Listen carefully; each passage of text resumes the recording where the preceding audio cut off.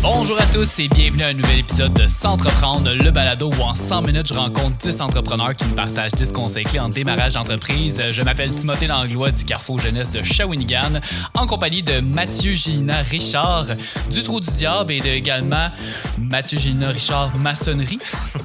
Ben, en fait, c'est une compagnie que j'ai rachetée, qui porte le nom encore de Lacombe Maçonnerie.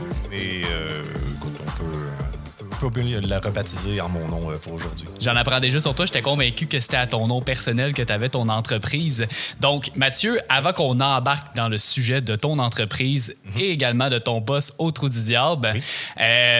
Pour ceux qui ne le savent pas, le Carrefour Jeunesse, c'est les voisins du pub du Trou du Diable. Donc, c'est comme ça qu'on a fini par se croiser souvent. Souvent. À part, c'est proche de collaborer.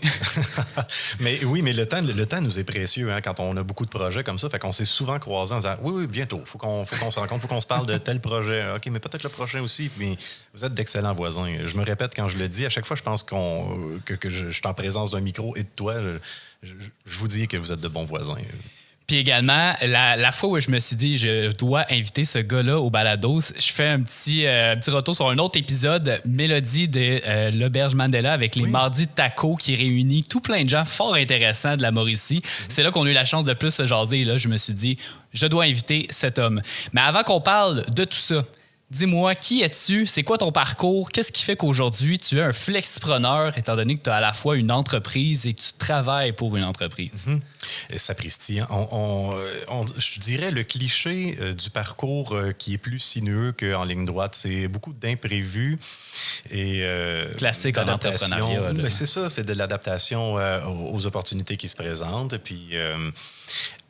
c'est un peu ça. Le poste de direction côté Trou du Diable, c'est de fil en aiguille. En devenant un bon barman, nous, on m'a proposé d'être directeur, d'être coordonnateur événementiel. Donc, j'ai fait ça aussi, la promotion pour tout ce qui est image de marque, les festivals, ces trucs-là. Puis, j'ai fait ça pendant quelques années pour devenir un bon programmateur et coordonnateur événementiel. Et à la partie où, lorsqu'il y a eu la vente de Trou du Diable à Molson Coors pour la partie microbrasserie qui est toute la production, on m'a proposé de prendre le relais de la direction générale du pub qui est ici à Shawinigan. Qui est une coop. Qui est une coop, oui. Qui est la raison pour laquelle elle a un directeur général, qui est un entrepreneur, qui a le rôle d'un entrepreneur, mais au sein de son... En fait, qui est un peu au travail. On parlait un peu avant de débuter du terme intrapreneur. Oui.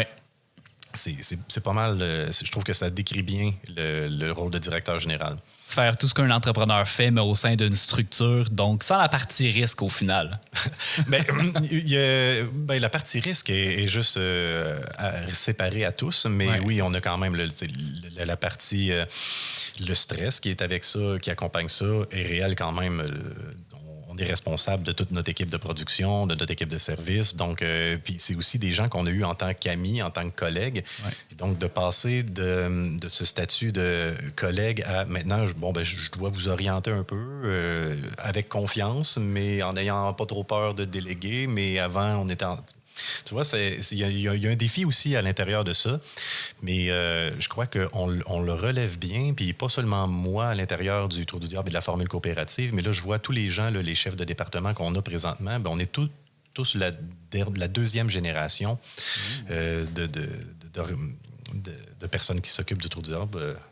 Une institution, au final. C'est la deuxième, c'est ça. Tous des nouveaux administrateurs maintenant. Okay. Donc, on a tous passé par là, de prendre le relais, de dire, OK, maintenant, j'organise. Parlant de prendre le relais, tu mentionnais tantôt que tu es également repreneur. Donc, tu as repris une entreprise, puis c'est ce qui fait de toi, au final, un flexpreneur. Est-ce que tu pourrais nous parler de cette deuxième entreprise, Maçonnerie Lacombe, si je me rappelle bien? Oui, un peu dans mon parcours, qui va relier le terme parcours à ça, j'étais encore aux études. En fait, moi, à la base, je faisais une technique papetière qui allait terminer en 2008. Puis en 2008, je ne sais pas si... je ne sais même pas quel âge tu as, Timothée, mais je sais qu'en en tout cas, peut-être tu as entendu parler qu'en 2008, là, il y avait une grosse crise financière, puis ça allait pas bien. Puis, donc, les papetières, il y en a eu beaucoup de fermetures à ce moment-là. Puis moi, j'étais déjà, en tant qu'employé barman au Trou du Diable, en même temps de mes études. Puis, dû à ce contexte-là, tu me dis que je pouvais regarder la caméra. Donc, on peut regarder le public. Le public. Puis, à ce moment-là, il y a eu un programme gouvernemental qui aidait les gens qui étaient lésés par le système, par le domaine des pâtes et papiers forestiers. Puis, bon, ben écoute, tu peux faire un DEP de ton choix, on va te donner le droit à Emploi Québec. Wow! Là, ça fait déjà 3 ans que tu es à l'école, puis là, tu te dis, OK, ouais, je vais prendre un métier court. Fait que là, j'ai regardé, j'ai dit, maçonnerie, mon grand-père avait déjà été entrepreneur dans le domaine de la maçonnerie. Je dis, il y a encore des vieux outils chez nous, tu sais, je pourrais essayer, puis c'est pas trop long, fait que allons-y là-dedans. Puis, tout en travaillant tout de même au Trou du Diable, j'ai commencé l'été à faire de la maçonnerie en me disant, un jour, ça sera mon réel métier. Puis là, j'ai rencontré des gens qui sont aujourd'hui entrepreneurs. En fait, Vladimir Lacombe, qui est devenu un ami avec le temps, qui est aussi propriétaire du Yeti. Fait que tu vois, peut-être que je tiens ça un peu de faire comme plusieurs projets à la fois. Mais lorsque j'ai rencontré Vladimir, on a continué à travailler le projet de maçonnerie, puis lui partait pour l'acquisition du Yeti. Puis à ce moment-là, je me suis dit, c'est intéressant quand même, la maçonnerie, du côté entrepreneurial de le faire. Je peux mieux gérer mon horaire et le jumeler avec ce que je fais avec le Trou du Diable. C'est possible. Comment tu trouves ça, justement, de jumeler les deux? Au niveau de la gestion de l'horaire, gestion du temps, de l'énergie? Je crois qu'on surestime toujours le nombre d'heures on sous-estime le nombre d'heures et on surestime notre capacité de tâches à accomplir dans une semaine. Ça ressemble à ça un peu la réalité. Puis, dans le fond, ça fait combien de temps que tu as ton entreprise?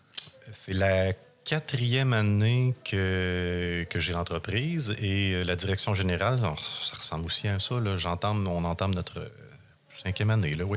Souvent, les flexipreneurs ont leur emploi stable, commencent une entreprise sur le côté, puis au fur et à mesure que ça avance, en règle générale, ils réussissent à avoir suffisamment de demandes, de clientèle pour délaisser leur travail au sein d'une entreprise pour se consacrer pleinement à l'entrepreneuriat. Est-ce que tu aspires à ça ou pour toi, c'est un idéal d'être un flexipreneur?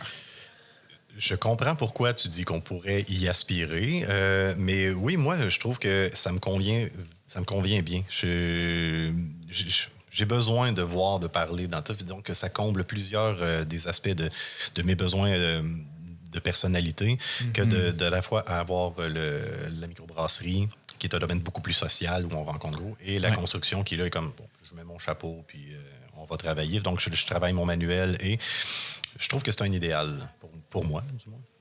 Donc, est-ce que tu recommandes aux gens à la maison qui considèrent peut-être le flexiprenariat, parce que là, tu as nommé un peu des fois un inconvénient qui peut être la surcharge de travail, mais malgré tout, est-ce que tu conseillerais plus l'intrapreneuriat, c'est-à-dire être comme un entrepreneur, mais au sein d'une entreprise, être 100% entrepreneur ou être un flexipreneur, quelque chose entre les deux? Je ne saurais conseiller de façon générale parce qu'en fait, c'est adapté aux personnes. Donc, à chacun sa bonne réponse par rapport à ça. Pour moi, le flexipreneuriat me convient bien, mais écoute, il y a des avantages et il y a des inconvénients. Puis effectivement, il y a le fait tu parlais de, quelle est la différence entre propriétaire? Eh bien oui, bien sûr, il y a la rémunération à la fin de ton année de travail. Bien, un directeur général partage les employés d'une coop partagent leur profit ensemble, ce qui est quand même encourageant pour tout. Puis peut-être que c'est ce qui m'a aidé à participer à ça puis de trouver ça plus impliquant, de voir que mon implication avait un impact réel.